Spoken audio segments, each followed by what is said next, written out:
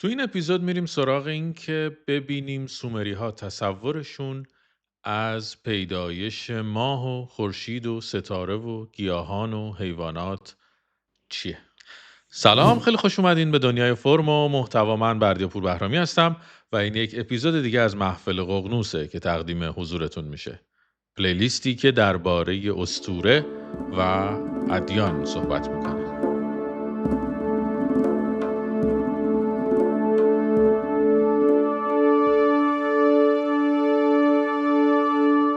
خب توی اپیزود قبلی بحثمون تا اینجا پیش اومد که گفتیم از نظر سومریان جهان حاصل زایش آنکی از دریای ازلیه که این آنکی خدای آسمان و زمین به هم متصل بودن، با هم آمیزش میکنن. حاصل این آمیزش فرزندی میشه به نام انلیل که باعث جدایی اینها میشه و باعث میشه که فضا یا هم اتمسفر یا لیل در اصطلاح سومریش به وجود بیاد و امکان فراهم بشه برای پیدایش بقیه یا آفرینش بقیه موجودات.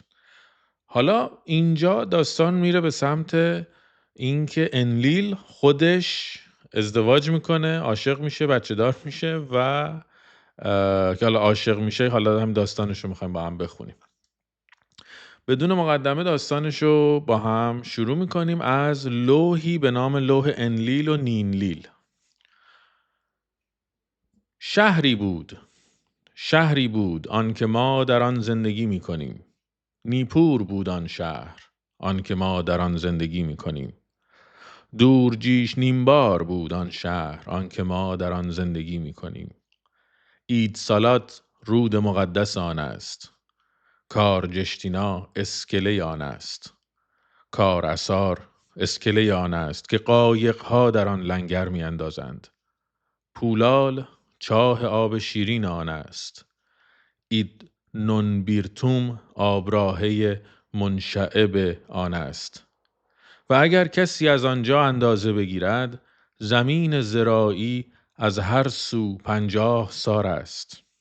انلیل یکی از مردان جوان آن بود و نینلیل یکی از زنان جوان آن بود.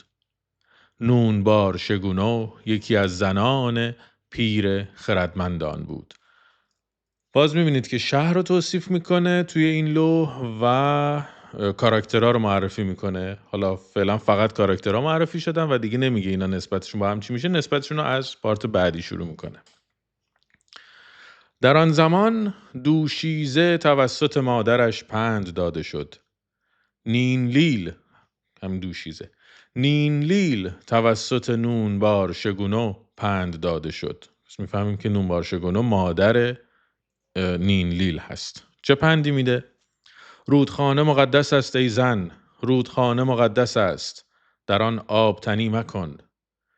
نینلیل در کنار رود ایدنوبیرتوم راه مرو. چشمانش درخشان است، چشمان سرور درخشان است، او تو را خواهد دید. کوه بزرگ پدر انلیل چشمانش درخشان است، او تو را خواهد دید. شبانی که تمام سرنوشت ها را تعیین می کند چشمانش درخشان است، او تو را خواهد دید. بیدرنگ او خواهد خواست که همبستر شود، او خواهد خواست که ببوسد.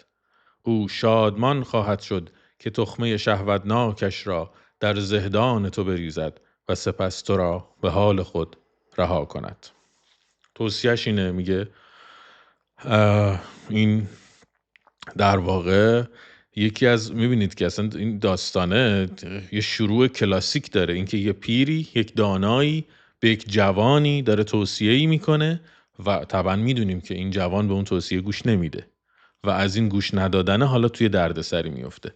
ولی این دقیقا میبینید که این فکرای، این قالب‌های قصه پرداز چقدر هنوز برای ما باقی موندن دیگه. اینکه یک آدم با تجربه داستان مثلا از اونجایی میگه، مثلا خیلی از داستان رو داریم دیگه، مثلا از اونجایی شروع میشه که یه نفر به یه نفر میگه یه کاری رو نکن، اون میره میکنه و این الگوه بعدن چقدر تکرار میشه. حتی تو هوبوت و اینا هم همین اتفاق است دیگه. یعنی یه در واقع فرمان مقدسی هست که این کارو نکن، اون کارو میکنن و او وی را از صمیم قلب پند داد، او را حکمت آموخت. رودخانه مقدس است. زن در رودخانه مقدس آبتنی کرد. هنگامی که نین لیل در کناره رود ایتنوبیرتوم راه می رفت، چشمانش درخشان بود. چشمان سرور درخشان بود. او وی را دید.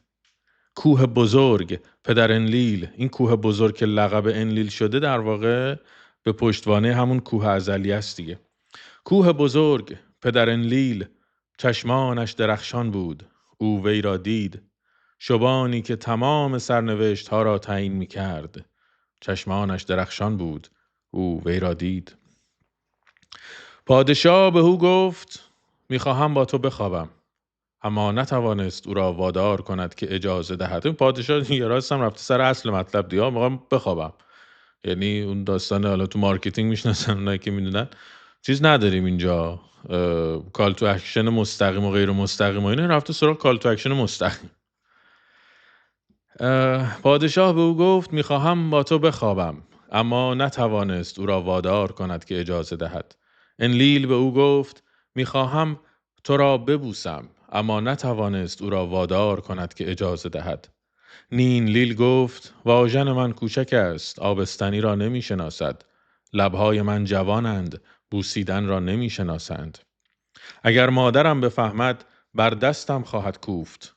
اگر پدرم بفهمد بر من دست بلند خواهد کرد.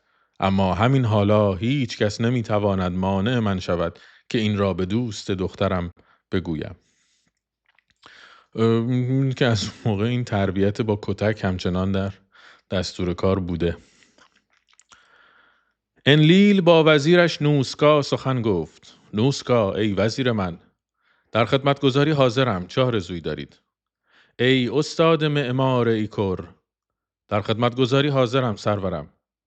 آیا کسی با دوشیزه‌ای چنین زیبا و درخشان همبستر شده؟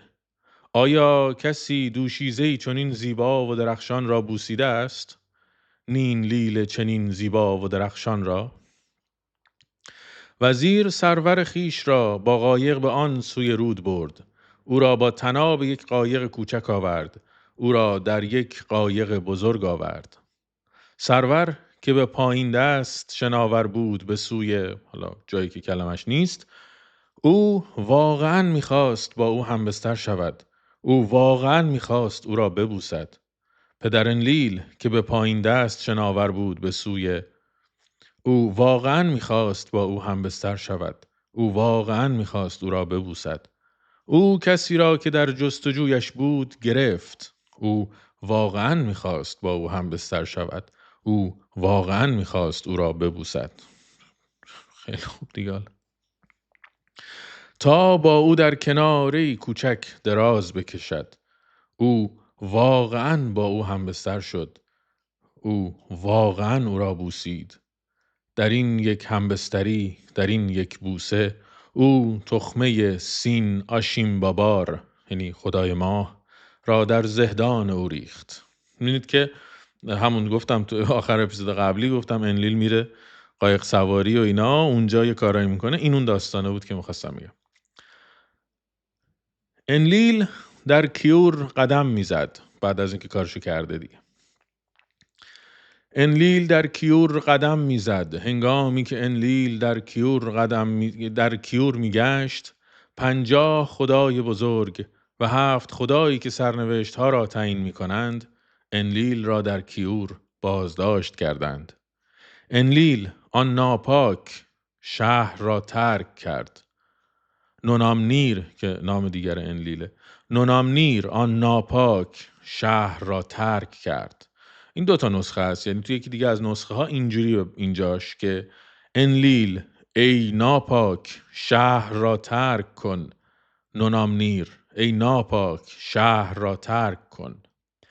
و اینجا حالا یه خورده برگردانش یکم ثقیله شاید به لحاظ وزنی و معنایی و اینا، ولی سعی کردم وفادار تا جایی که میتونم وفادار باشم، بخاطر اینکه من از نسخه انگلیسی برگردوندم اینو، ولی سعی کردم به اون حداقل وفادار باشم که حداقل هی ترجمه تو ترجمه خود ساختار متن رو تا جایی که میتونم دست نزده باشم. ولی یه نکته‌ای که هست که باید بهش توجه کرد که در مورد این ستاپ ماجرایی که اینا این در واقع انلیل به عنوان خدای بزرگ از یعنی در واقع خدای اصلی که اونجا هست، اونم میبینید که نمیتونه هر غلطی دلش خواست بکنه و این داستان تعرض و فلان و اینا این یعنی کاری که کرده تعرض حساب میشه و بابت این تعرضش باید تبعید بشه، نفی بلد بشه به اصطلاح و میندازنش بیرون. اینجاشه که گفتم یکم ثقیل میشم چیزش، ولی خب همون ساختار من حفظ کردم. انلیل طبق آنچه تصمیم گرفته شده بود، نونامنیر طبق آنچه تصمیم گرفته شده بود، انلیل رفت، نینلیل تعقیبش کرد، نونامنیر رفت، دوشیزه او را تعقیب کرد. منظور چیه؟ منظور اینه که این که از شهر رفت، بیرونش کردن و فلان و اینا، تازه با اینکه یه حالت تعرضی بوده و این جریمه‌ش رو داره میده و اینا، داره میگه که آقا این انلیل که رفت، نینلیل هم دنبالش رفت، یعنی تعقیبش کرد و اینجوری ولش نکرد، رهاش نکرد، رفیق نیمه راه نبود، خیلی باهاش رفت و اینا. این یه نکته هم که هست اینجا، یک کوچولو کم کم، حالا یه اپیزود دیگه مفصل بعداً راجبش میسازم که اصلا از توی آثار چجوری میتونیم حس کنیم و بشنویم که آها جامعه کم کم داره از در واقع زن سالاری یا مادر تباری داره تغییر ذائقه میده به سمت مرد سالاری و پدر تباری و اینها. اینجاها میبینیمش یکم. تو گیلگمش یادتون میاد، احتمالاً دیدین اگه دیده باشین، اونجا صحبت از اولین سانسوری که یه زنی رو سانسور کردن داریم میبینیمش. اینجا هم کم کم داریم میبینیم که آها این کلکله داره به وجود میاد از اینکه اوکی جایگاه ها حالا زن دنبال رو هست ولی همچنان خیلی فعاله، خیلی حضور فعالی داره تو این داستان، با اینکه به ظاهر یه خورده منفعل میزنه، ولی نسبت به مثلا الواح یا در واقع آثاری که قبل از این داستان ها وجود داره میبینیم که همچنان یه خورده هی کم و کم رنگ تر داره میشه. حالا انلیل با مرد دروازبان شهر سخن گفت: ای دروازبان شهر، ای مرزبان باربر، ای مرزبان مقدس، هنگامی که بانویت نینلیل می آید، اگر سراغ مرا گرفت، به او نگو من کجا هستم. نینلیل دروازبان شهر را خطاب قرار داد. نینلیل میاد میرسه، یعنی انلیل اومده رسیده به دروازبان شهر، گفته که نینلیل اومد نگو من کجام. نینلیل چی شده؟ حالا بامزه است. ببخشید، انلیل چی شده؟ حالا بامزه است. نینلیل دروازبان شهر را خطاب قرار داد: ای دروازبان شهر، ای مرزبان باربر، ای مرزبان مقدس، سرورت انلیل چه زمانی از اینجا گذشت؟ او با وی سخن گفت. انلیل در هیئت دروازبان شهر پاسخ داد. حالا انلیل تبدیل شده به دروازبان شهر، رفته درون کالبد یا کالبد. خیلی بامزه است. این همون داستانه بود که میگم آخر اپیزود قبلی گفتم که براتون میخونمش، بر همین حالا بقیه‌شو دیگه کل داستان نمیخوام، ولی این تیکه بامزه بود. انلیل در هیئت دروازبان شهر پاسخ داد: سرورم اصلاً با من سخن نگفته است ای زیباترین. انلیل اصلاً با من سخن نگفته است ای زیباترین. نینلیل گفت: من مقصودم را روشن می کنم و قصدم را توضیح می دهم. تو می توانی زهدان مرا پر کنی آنگاه که خالی شد. انلیل سرور تمام سرزمین ها با من خوابیده است. همان گونه که انلیل سرور توست، من نیز بانوی تو هستم. انلیل در نقش دروازبان گفت: اگر تو بانوی من هستی، بگذار دستم یک جایی از تو را لمس کند. جواب نینلیل: تخمه سرور تو، تخمه درخشان در زهدان من است. تخمه سین، تخمه درخشان در زهدان من است. اینجا اعلام میکنه که من ماه رو حاملم. این همخوابی انلیل و نینلیل منجر به این شده که سین در واقع خدای ماه در شکم نینلیل نطفه شکل بگیره. انلیل گفت، اینجاش خیلی بامزه است، انلیل گفت که در قالب همون نگهبانه: تخمه سرور من میتواند به آسمان ها برود. بگذار تخمه من به پایین برود. بگذار تخمه من به پایین برود به جای تخمه سرورم. انلیل در کالبد دروازه‌بان شهر او را واداشت تا در اتاق دراز بکشد. او با وی در آنجا همبستر شد، او را در آنجا بوسید. در این یک همبستری، در این یک بوسه، او تخمه نرگال مسلامتا ادا را در زهدان او ریخت. خب قانون چیه؟ الان داره این جریمه شده، داره میره یه مسیر رو میره که ما نمیدونیم کجاست، ولی این پایین و بالا یه کوچولو بدین که حالا سعی میکنم، حالا اگر داستانو میدونین که هیچی، اگه نه حالا کم کم اطلاعاتو بدم بهتون. در واقع داره چی میگه؟ میگه که این انلیل یه گندی زده و حالا مثل همه مردا که گند میزنن بعد جبران میخوان بکنن، یه گندی زده انلیل، حالا میخواد جبران بکنه. داره چجوری جبران میکنه؟ تو مسیر که داره میره، که تقریبا الان دیگه میدونیم داره میره پایین، حالا پایین کجاست میرسیم بهش، توی مسیر در شکل دروازه‌بان شهر نیپور، در قالب دروازه‌بان شهر نیپور در میاد که دوباره با نینلیل هم بستر بشه و یه نطفه جدید بذاره. چرا؟ برای که فعلا با اشاره به بالا پایین داستان رو پیش میبریم دیگه. داره میگه که اوکی، الانی که من جریمه شدم، یعنی داره در واقع سرور جریمه شده، داستان اینه که سرور نطفهش، تخمش میتونه بره بالا. بذار یه کاری بکنیم که اون بره بالا، نطفه من بیاد بره پایین. خب حالا جلوتر شفافتر توضیح میدم. انلیل رفت، نینلیل تعقیبش کرد. نونامنیر رفت، دوشیزه او را تعقیب کرد. انلیل به مرد رودخانه ایدکورا، رودخانه جهان زیرین، رودخانه آدمخوار نزدیک شد. ای مرد من در ایدکورا. ایدکورا همون رودخونه‌ایه که میره، مسیرش میره به جهان زیرین. اینجا دیگه میفهمیم کجا داره میره. تبعید که شده انلیل و از شهر انداختنش بیرون، داره میره به جهان زیرین، جهان مردگان. خب و حالا ای مرد من در ایدکورا، رودخانه آدمخوار، هنگامی که بانویت نینلیل می آید، اگر سراغ مرا گرفت، تو به او نگو من کجا هستم. نینلیل به مرد رودخانه ایدکورا، رودخانه آدمخوار نزدیک شد. ای مرد من در ایدکورا، رودخانه آدمخوار، سرورت انلیل چه زمانی از اینجا گذشت؟ او بدو چنین گفت. انلیل در هیئت مرد ایدکورا پاسخ داد: سرورم اصلاً با من سخن نگفته است ای زیباترین. انلیل اصلاً با من سخن نگفته است ای زیباترین. نینلیل گفت: من مقصودم را روشن می کنم و قصدم را توضیح می دهم. تو می توانی زهدان مرا پر کنی آنگاه که خالی شد. انلیل سرور تمام سرزمین ها با من سکس داشته است یا با من خوابیده است، همان گونه که انلیل سرور توست، من نیز بانوی تو هستم.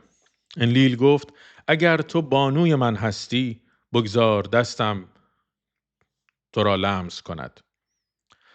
جواب نینلیل: تخمه سرور تو، تخمه درخشان در زهدان من است.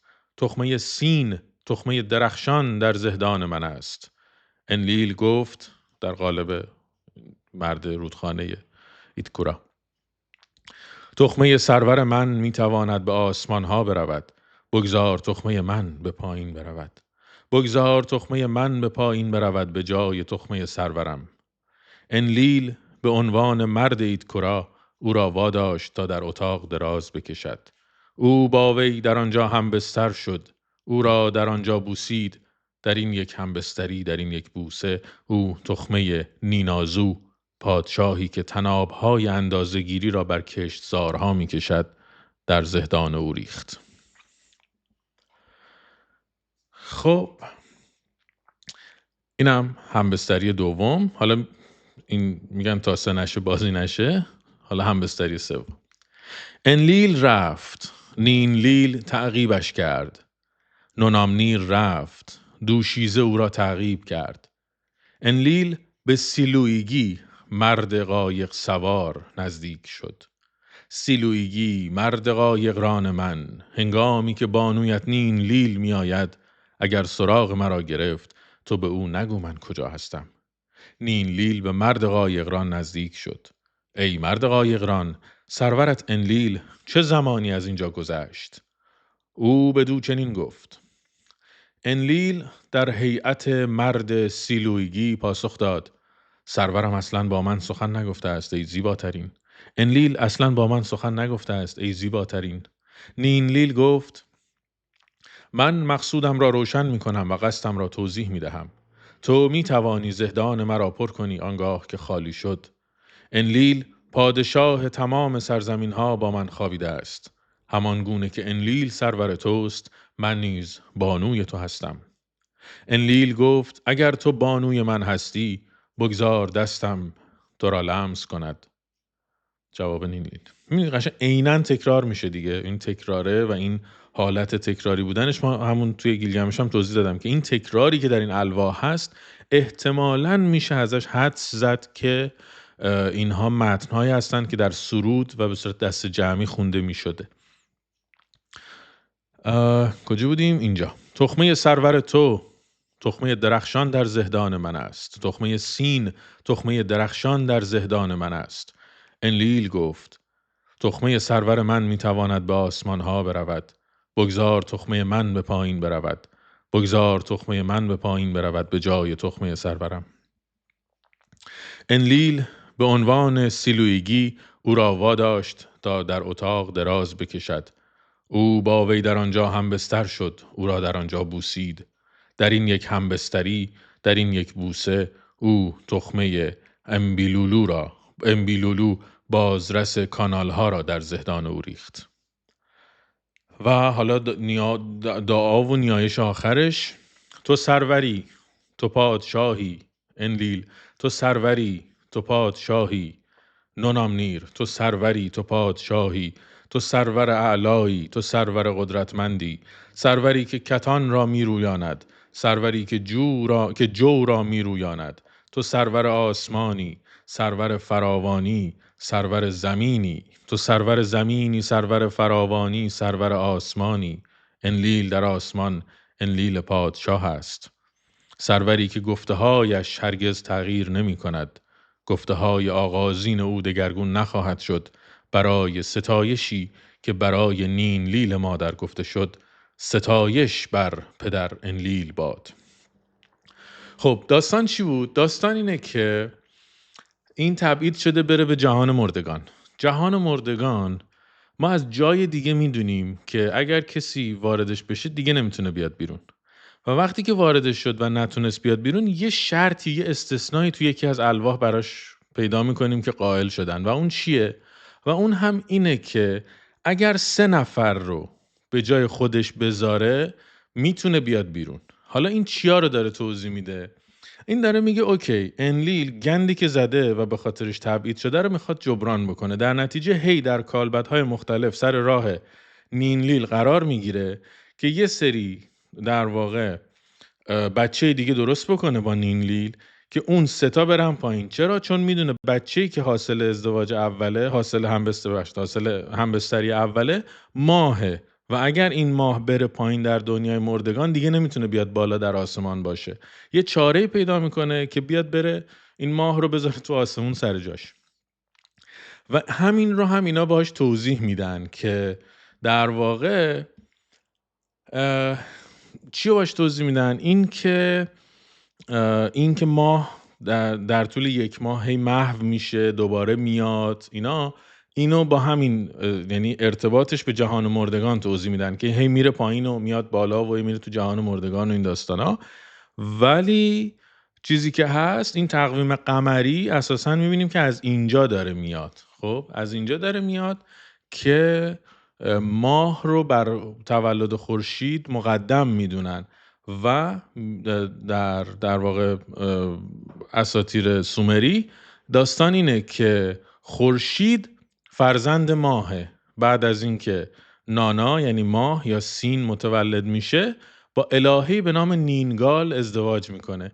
این داستان ازدواج نانا و نینگال رو یه وقتی شاید بهش برگشتیم و خیلی بامزه است. حالا خیلی قصه در واقع برخلاف این که این انلیل و نینلیل حاصل تعرض و زورگیری و اینا و ماه به دنیا میاد، اتفاقا ماه خیلی داستان عاشقانه خیلی بامزه‌ای با نینگال داره.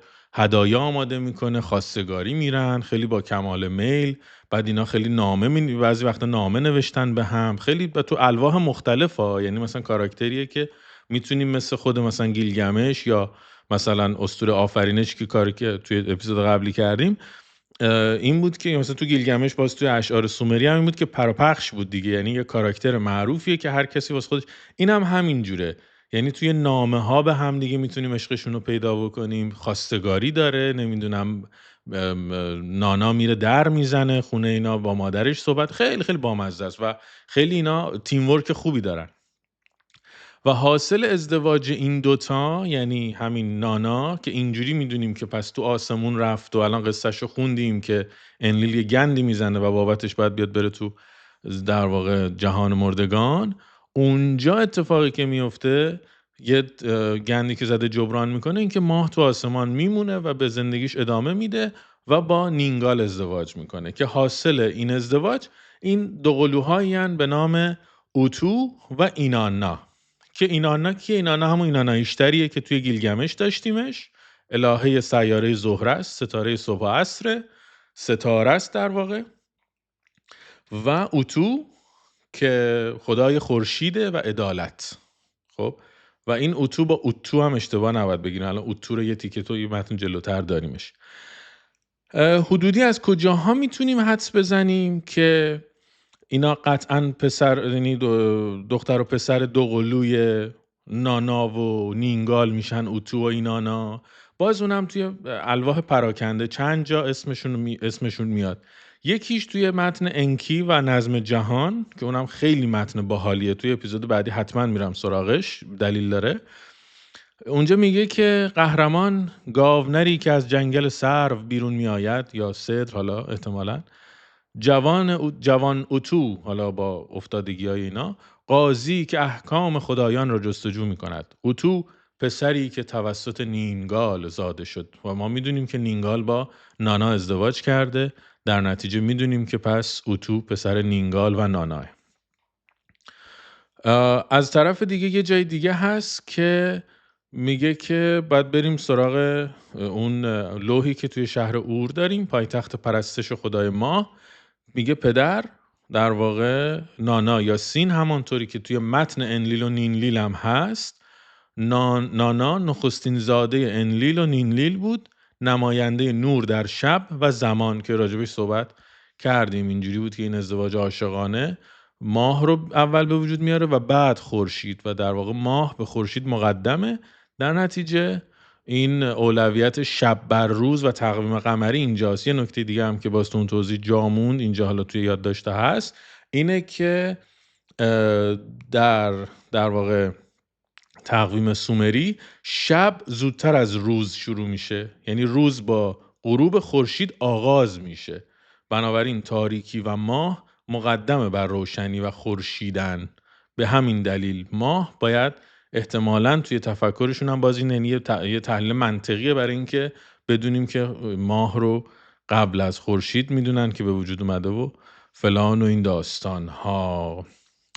خب یه جای دیگه هم هست اینجا، نمیدونم آوردمش یا نه، ولی یه جای دیگه هم ما این در واقع داستان این ایشتار یا همون اینانا و اوتو رو میشنویم. کجا؟ توی همون شعری که هم اپیزود قبلی بهش اشاره کردم، هم توی لوح 12 گیلگمش، جایی که در واقع اون درختی که به وجود میاد و بعد اون سه تا موجود توش لونه میکنن. ارجاع حالا دیگه اینجا خیلی مکس نمیکنم روش، اگه خواستین توی اون لوح 12 ببینین داستانشو، که در واقع اینانا به مشکل میخوره.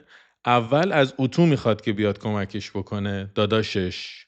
اونجا اوتو سرتق بازی در میاره، کمکش نمیکنه، که بعد گیلگمش میاد کمکش میکنه، که بعد به خاطر کمکی که گیلگمش میکنه اون میاد یه اسباب بازی یادگاری بهش میده. حاصل اون یادگاریه میشه اون پوکوومیکویی که میفته تو جهان زیرین و بعد انکیدو برای کمک به گیلگمش میره جهان زیرین اون برش داره. خب حالا این تا اینجا پس اجرام آسمانی رو فهمیدیم چجوری به وجود اومدن. یه اشاره‌ای هم بکنم به پیدایش گیاهان و حیوانات اهلی. خب داستان از کجا میارم؟ داستان رو از لوح مناظره گوسفند و غلات میارم. خیلی بامزه است.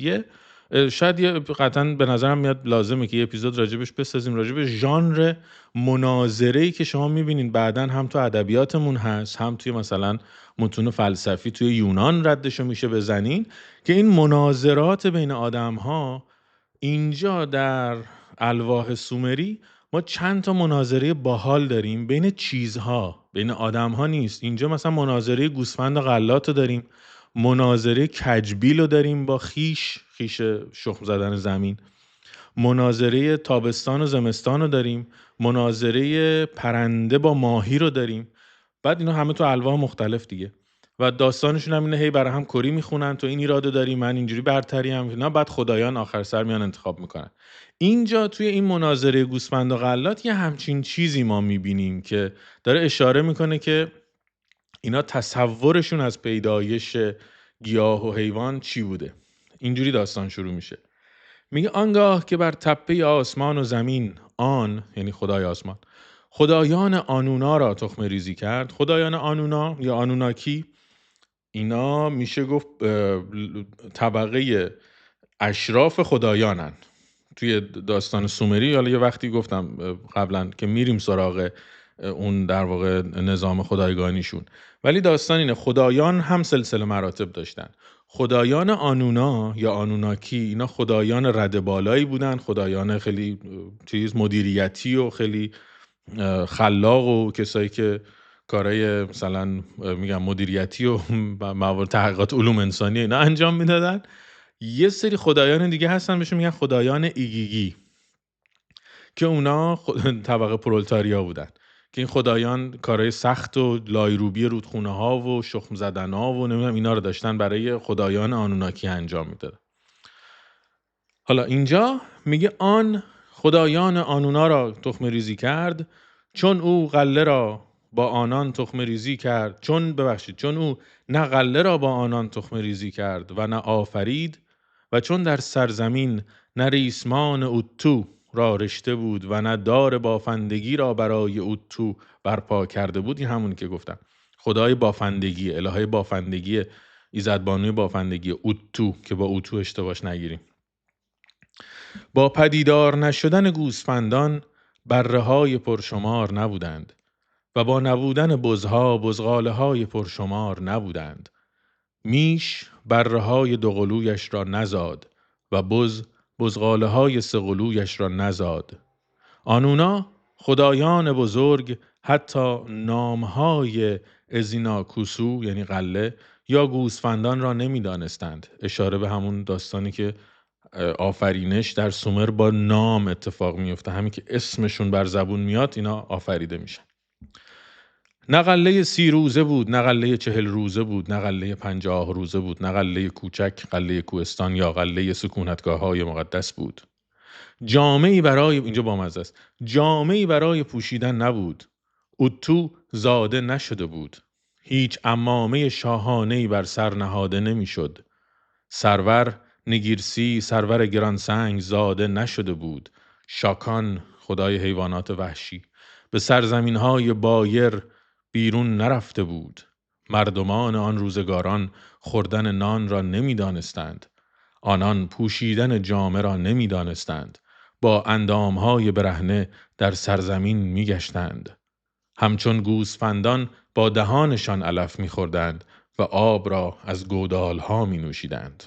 این در واقع اینم داره اشاره میکنه که این شکلی بود و بعد غله و فلان و اینا رو به وجود آوردن. اینم یه اشاره‌ای به چیز. حالا پس مجموع بخوایم نگاه بکنیم، مجموع چه شکلی میشه این که به ترتیب وقوع حوادث و اینها بیایم. یه آغازی بود که نامو دریای اولیه بود، بعد کوه کیهانی یعنی آنکی که به هم چسبیدن رو در واقع متولد میکنه.